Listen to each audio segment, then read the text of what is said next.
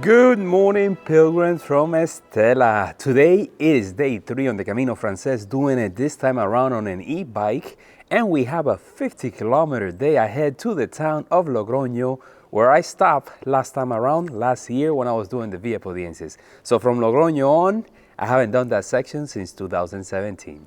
Can't wait to get there just to go to La Calle del Laurel and try some of the famous tapas that they have there. And today we have a day jam-packed full of places, highlights along the way, starting with the first 100-kilometer marker. See you guys there.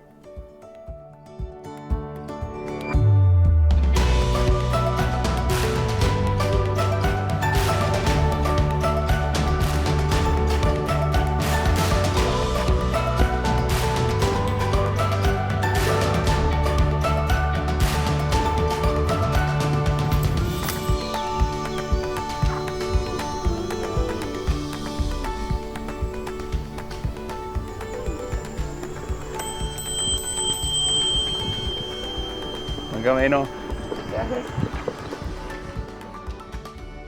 So just outside Estella is the town of Allegui, where we have the first 100-kilometer marker.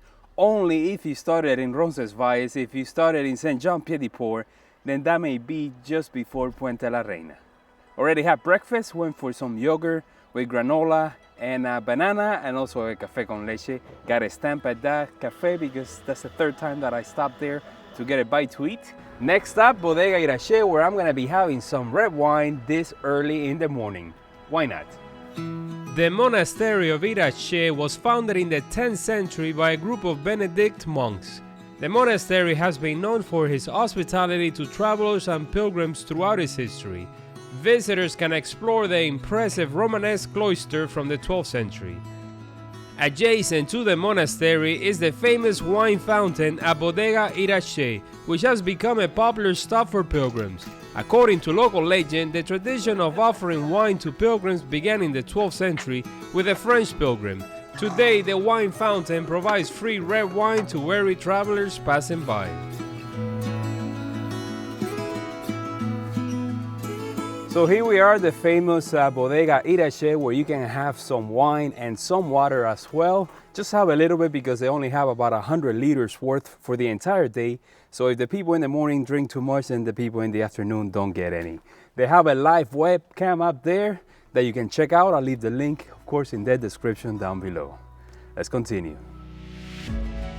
The journey through this section of the Camino takes pilgrims through a diverse range of landscapes and landmarks, with a perfect blend of history, nature, and tranquility.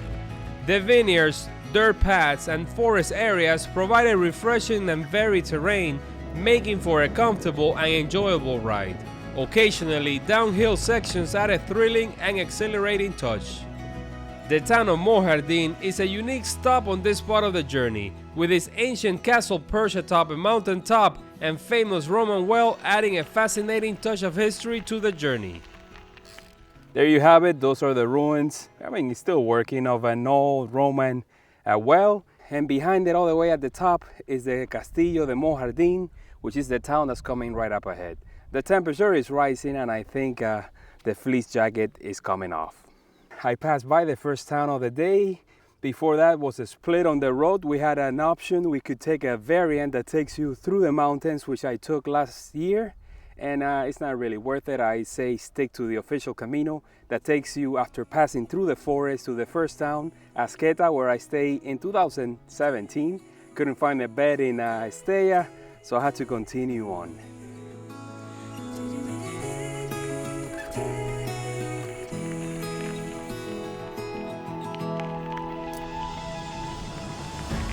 As you depart Mojardin, the Camino takes you through seemingly endless agricultural fields.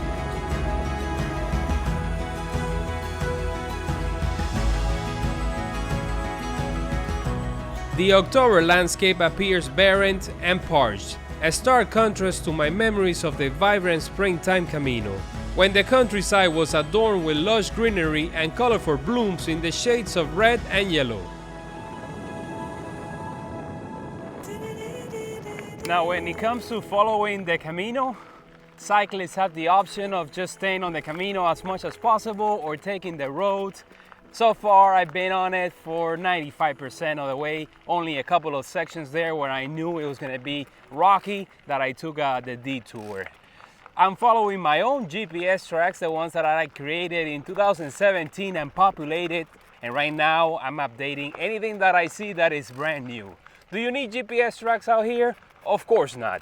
But in my case, I like to know the distances between the towns where the water sources are and the list of all the accommodations. It comes in handy. Now, of course, if you're using the GPS tracks, in my case, I'm using Google Maps, so I do need a data plan out here. What I decided to do this time around is just get an eSIM card. Everything is E on this trip from Orange, so I have unlimited data, which is more than I can ask for. You can rely on the Wi-Fi at the albergues that are way better than they used to be, but it's just when there's so many pilgrims, it starts to kick you out all the time. Now, when you're doing the Camino on a bike, which I'm having a blast by the way, one of the downsides is that you're always the new kid in school. Whenever you get to the albergues, you don't know anybody, so that social interaction that you get as you're walking, I kind of miss that, but that might be one of those trade-offs. Los Arcos.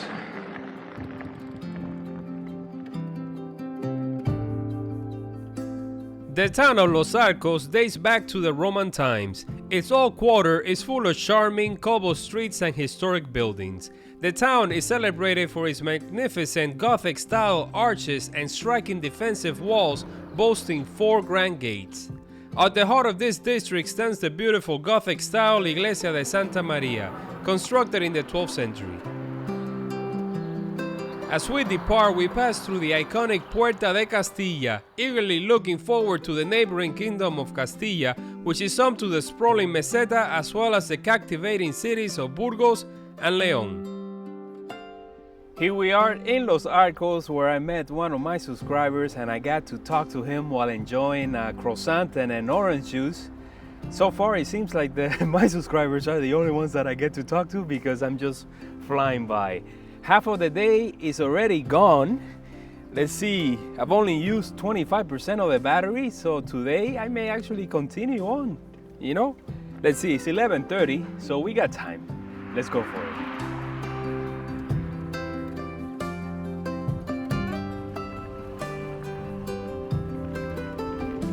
As we venture through the vast and exposed terrain between Los Arcos and Viana, the charming town of San Sol and Torres del Rio serve as a much-needed haven from the blazing midday sun, providing a rejuvenating oasis amidst the parched and desolate fields.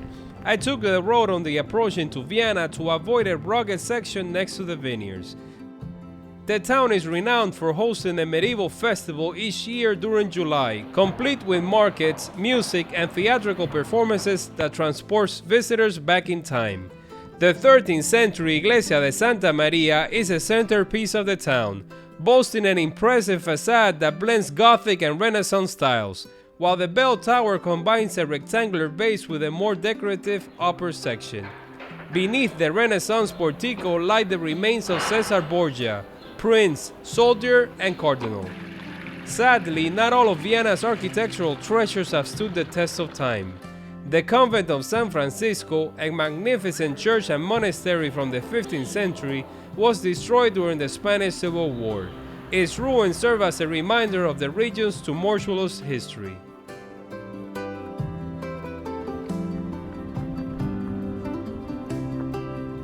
Now, I love Los Arcos. San Sol is gorgeous, and Torres del Rio has those 2 beautiful churches where I got a stamp at the one with the hexagonal shape. But the one that I like the most is Viana. Making my way through the busy streets there, it was already 1 o'clock in the afternoon, and I decided to have a bite to eat for lunch.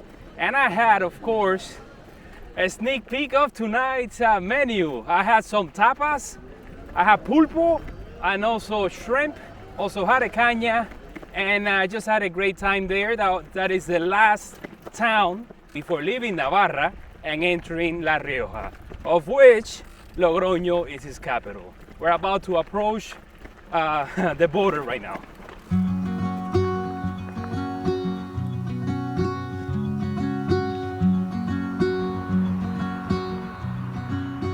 The park next to the Ebro River offers a peaceful and scenic route into the city, with beautiful views of the river and the city skyline. Logroño's location makes it a convenient starting point on the Camino, and after a week-long journey, many pilgrims consider it an excellent spot to rest, indulge in local cuisine, and explore it before continuing on. Located just a short walk from the cathedral, the Municipal Albergue welcomes pilgrims with its invigorating water fountain to soothe their tired feet. After completing the registration process and receiving my pilgrim stamp, I left my shoes at the entrance and secured my bike.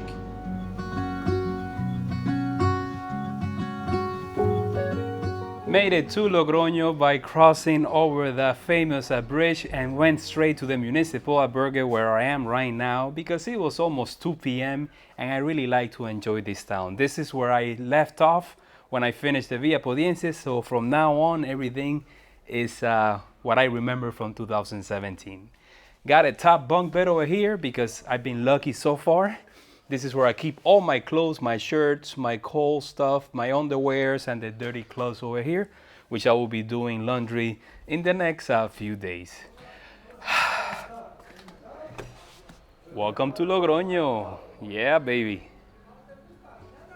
Time to take a shower and then head over to the cathedral.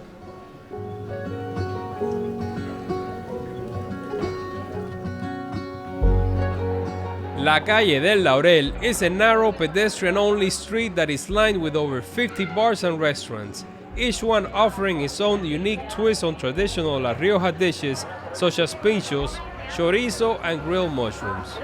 The street is a lively and bustling place, especially in the evenings when locals and visitors gather to eat, drink, and socialize.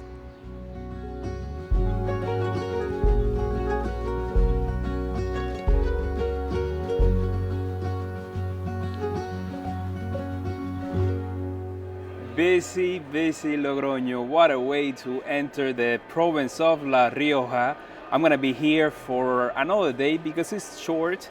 Navarra treated me so and so. The weather at the beginning was horrible, but then it ripened into these cool temperatures with clear blue skies. Time to celebrate, so I'm gonna head over to La Calle del Laurel to have a few pinchos and then head back to the albergue and just call it a night, because tomorrow we got another big day. We're starting to do longer stages. We started with like 40, we're now into the 50s, and we're gonna go as high as 60 and 70 in the days ahead when we enter Burgos and getting closer and closer to La Meseta. So I guess I'll see you guys tomorrow at 8 o'clock. Look at the cathedral. Nice.